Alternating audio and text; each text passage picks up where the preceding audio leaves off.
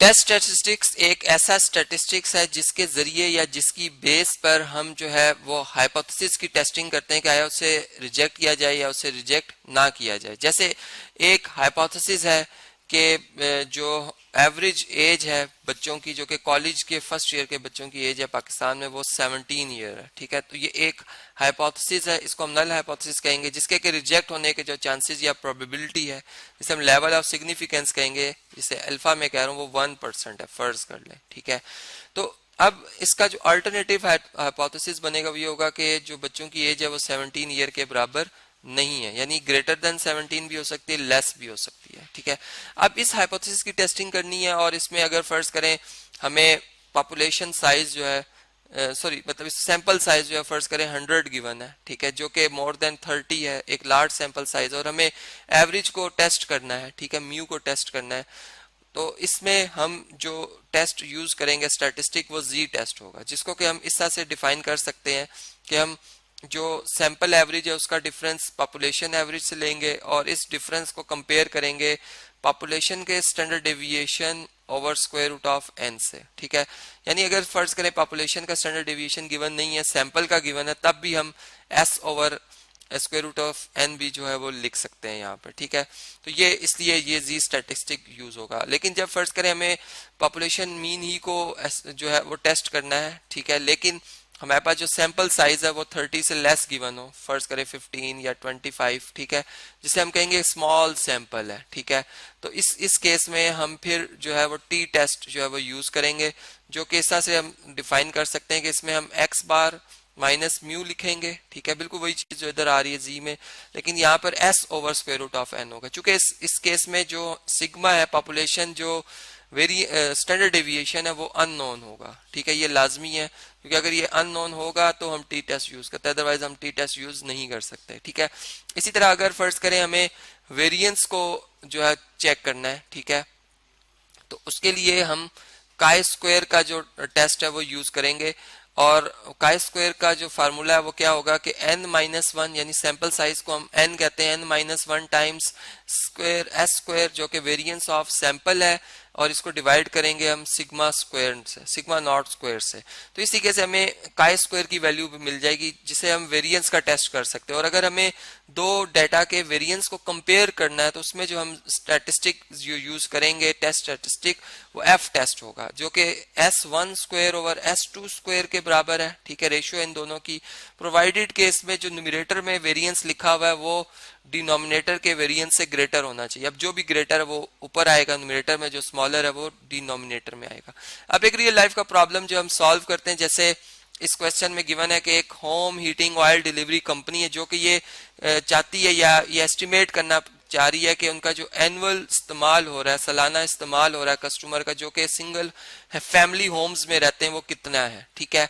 या वो ये देखना चाह रहे हैं कि हाइपोथेसिस की बेस के ऊपर कि अगर फर्ज करें कि वो खर्च जो है वो 1000 लीटर से ज्यादा है, ठीक है, तो उनका जो नल हाइपोथेसिस बनेगा यहाँ पे, जिसको मैं एच नॉट कहूंगा, उसमें मैं म्यू कहूंगा कि वो लेस देन और इक्वल टू 1000 है। ठीक है, गैलन्स में, जबकि फिर इनका अल्टरनेटिव जो हाइपोथेसिस बनेगा वो ये बनेगा कि जो म्यू है वो ग्रेटर देन 1000, एक्सीड का मतलब ये कि ज्यादा है इस्तेमाल हो रहा है। ठीक है, 1000 से। तो और इसमें चूंकि सैंपल जो लिया गया है 100 कस्टमर्स का लिया गया है, और उसमें सैंपल साइज अगर आप देखें तो वो 100 है, जो कि लार्ज सैंपल है, इसलिए हम यहाँ पर जी टेस्ट जो है वो यूज करेंगे। ठीक है, जी स्टैटिस्टिक जो है वो यूज करेंगे। और दूसरी बात यह कि इसमें जो एवरेज बताई गई है सैंपल की वो 1103 गैलन्स बताई गई है। ठीक है, और साथ में जो लेवल ऑफ सिग्निफिकेंस जो हम रख रहे हैं यहाँ पे वो है अल्फा इक्वल टू 1%,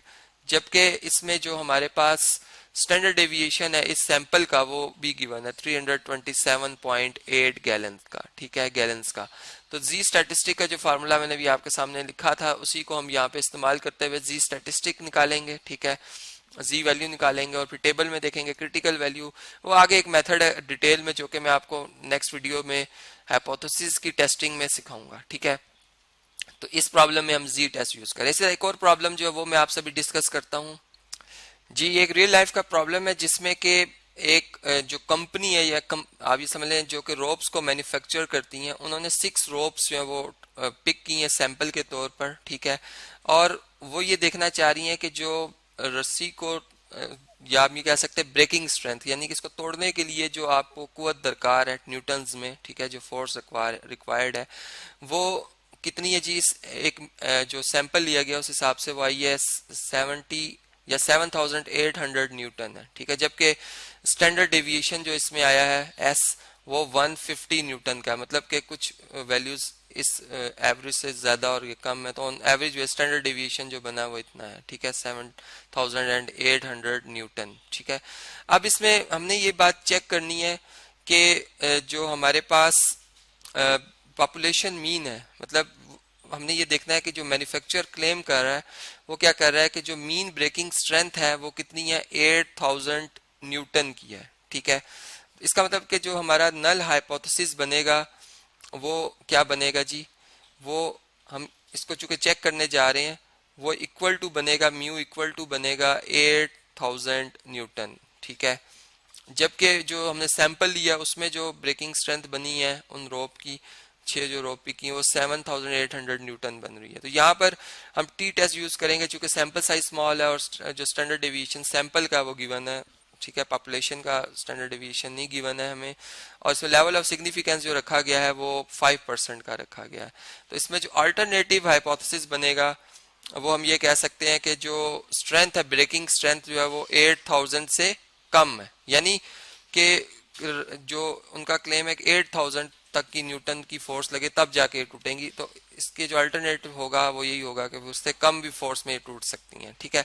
तो देखें अब इसके लिए हम टी स्टैटिस्टिक्स जो यूज करेंगे उसमें हम x बार माइनस म्यू लिखेंगे divided by s over square root of n। इससे हम t की वैल्यू निकालेंगे, टेबल से हम क्रिटिकल वैल्यू देखेंगे with the help of degree of freedom, ठीक है, जो एक अलग कंसेप्ट है। तो फिर हम इस तरीके से जो है यहाँ पर टी स्टैटिस्टिक का जो इस्तेमाल हो रहा है वो इस प्रॉब्लम में देख सकते हैं, जिसकी जो मुकम्मल कैलकुलेशन है हम नेक्स्ट वीडियोस में हाइपोथेसिस टेस्टिंग में करेंगे, लेकिन यहाँ पर सिर्फ एक आपको टेस्ट स्टैटिस्टिक के हवाले से ये प्रॉब्लम मैंने समझाया।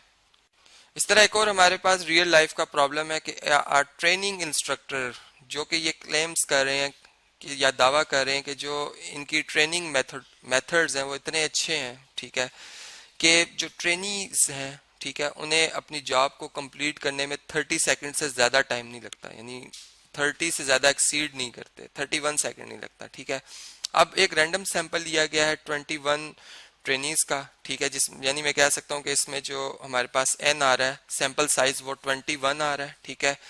और इसमें जो वेरिएंस कैलकुलेट किया गया है एस स्क्वायर यानी जो सैंपल का है वो 33 है सेकंड्स में, ठीक है। अब उनका जो ये दावा है, ठीक है, यानी जो एक उन्होंने हाइपोथेसिस बनाया है क्या वो एक्सेप्ट होगा या मतलब उसको रिजेक्ट करेंगे या नहीं रिजेक्ट करेंगे, अब हमने ये चीज देखनी है, ठीक है। तो इस जबकि इसमें लेवल ऑफ सिग्निफिकेंस जो है मतलब जो नल हाइपोथेसिस के रिजेक्ट होने के चांसेस या प्रोबेबिलिटी वो 5% की, यानी अल्फा इसमें हम रखेंगे 5%, ठीक है, 0.05 जिसकी वैल्यू है, और इसमें जो हमारे पास जो नल हाइपोथेसिस बनेगा वो हम क्या रख रहे हैं कि जो वेरिएंस है पॉपुलेशन मतलब जो वेरिएंस है सिग्मा स्क्वायर कहेंगे वो लेस देन और इक्वल टू 30 सेकंड है, ठीक है। जबकि इसका अल्टरनेटिव जो बनेगा हमारे पास हाइपोथेसिस जिसे मैं H1 कहूंगा उसमें सिग्मा स्क्वायर जो है वो ग्रेटर देन 30 है। तो देखिए इसमें हम काई स्क्वायर जो टेस्ट है वो यूज करेंगे और इसका जो फार्मूला हमारे पास आ रहा है काई स्क्वायर का वो क्या होगा, हम n-1 जो ये डिफरेंस है इसको s स्क्वायर से यानी वेरिएंस ऑफ सैंपल से मल्टीप्लाई करके जो ये प्रोडक्ट बनेगा इसका कंपैरिजन करेंगे पॉपुलेशन के वेरिएंस से, ठीक है, या सिग्मा नॉट स्क्वायर से। तो इस तरीके से हमें इसकी वैल्यू मिलती है जो कि मैं अब नेक्स्ट वीडियोस में थॉरली आपको कैलकुलेट करके बताऊंगा कैसे नल हाइपोथेसिस जो है वो रिजेक्ट होगा या इसको हम रिजेक्ट नहीं करेंगे। इसी तरीके से अगर आप एक और डेली लाइफ का प्रॉब्लम देखें जिसमें ये डेटा जो है रिप्रेजेंट कर रहा है running time of films produce by two different motion pictures companies, ठीक है। अब कंपनी वन की जो पिक्चर्स हैं उनकी ये वैल्यूज हैं जिनकी मदद से हम जो है S1² जो है वो फाइंड आउट कर लेंगे, ठीक है, वेरिएंस इस डेटा का, और इस डेटा का वेरिएंस हम इसे S2² कह रहे हैं वो फाइंड कर लेंगे। अब हमारा जो इधर हाइपोथेसिस है, नल हाइपोथेसिस है, वो ये है कि इन दोनों के जो वेरिएंस हैं वो आपस में क्या है, इक्वल है, यानी यहाँ बल्कि S1 सिग्मा 1² हम लिखेंगे, ठीक है। या चलें एक इधर हम यूं कर लेते हैं कि इसको चूंकि ये हमने सैंपल लिया S1² ओवर S2² लिख रहे हैं, ठीक है। जबकि हमारा नल हाइपोथेसिस क्या होगा कि सिग्मा 1² है वो सिग्मा 2² के बराबर है, जबकि अल्टरनेटिव जो हाइपोथेसिस होगा हमारा वो ये होगा कि सिग्मा 1² जो है वो सिग्मा 2² के बराबर नहीं है, ठीक है। और इसके लिए जो हम टेस्ट स्टैटिस्टिक यूज करें, जो एफ टेस्ट हम यूज करें, वो क्या होगा कि अब इसमें हमने देखेंगे फर्स्ट का जब हम कैलकुलेट करते हैं पता चलता है जी S1² की वैल्यू S2² से ग्रेटर आ रही है, ठीक है। तो हम रेशो यूं लिखेंगे कि S1² ओवर S2² और इसकी मदद से f की वैल्यू निकालेंगे और फिर इस स्टैटिस्टिक की बेस के ऊपर ये जो हमारा नल हाइपोथेसिस को देखेंगे कि आया इसको रिजेक्ट करना है या इसको रिजेक्ट नहीं करना।